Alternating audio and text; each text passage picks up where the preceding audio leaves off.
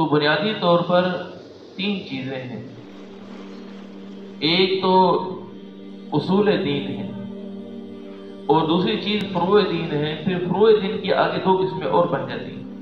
اصول دین جو دین کی اساس اور بنیاد اور جڑ ہے، تو اس میں تو سارے کے سارے انبیاء متفق ہیں. سارے کے سارے انبیاء یعنی توحید، رسالت، معاد یعنی قیامت، اس میں تو سارے کے سارے انبیاء متفق ہیں. سارے انبیاء توحید کی دعوت دینے والے سارے متفق ہیں. رسالت میں بھی سارے کے سارے متفق ہیں کہ اللہ تبارک و تعالیٰ نے سارے نبیوں کو نبوت کے منصب پر فائز فرمایا. تیسری چیز قیامت کے آنے پر بھی سب انبیاء کا یقین. اس میں تو سارے کے سارے انبیاء متفق ہیں. اس میں تو کسی کی اتباع کی کوئی ضرورت ہی نہیں ہے کہ ہر ایک ان میں سے اللہ تبارک و تعالیٰ کی ان تینوں چیزوں پر انکار بند ہے، ہٹنے والا نہیں ہے. اور دوسری چیز فروع دین کی جو اصول سے نکلے ہوئے احکامات ہیں اس کے اعتبار سے تو وہاں دو چیزیں ہیں.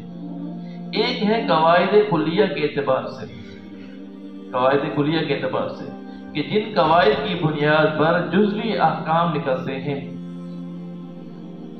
کلی قواعد ہیں، ان قواعد سے بعض کے جو جزوی احکام ہیں وہ نکلتے ہیں، قواعد کلیہ جن کو کہا جاتا ہے.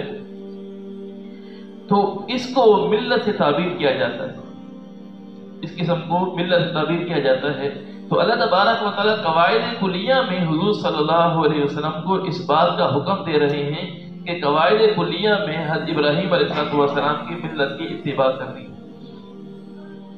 اور اسی چیز جزوی احکام ہیں کہ جزوی احکام ہر نبی کے جدا جدا ہیں. بعض احکام ایک جیسے بھی ہیں، جیسے مثال کے طور پر خنزیر کے گوشت کھانے کے اندر جیسے حرمت حضرت ابراہیم علیہ السلام کی امت میں تھی، وہی حرمت امت محمدی میں بھی ہے جزوی احکام کے اندر.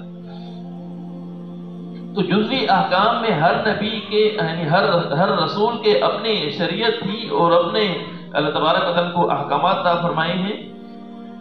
تو ملت ابراہیمی کی جو اتباع کا حکم دیا جا رہا ہے وہ فروع دین میں جو قواعد کلیہ ہیں اس کے اندر اللہ تبارک و تعالیٰ حضور صلی اللہ علیہ وسلم کو حضرت ابراہیم علیہ السلام کی اتباع کا حکم دے رہے ہیں.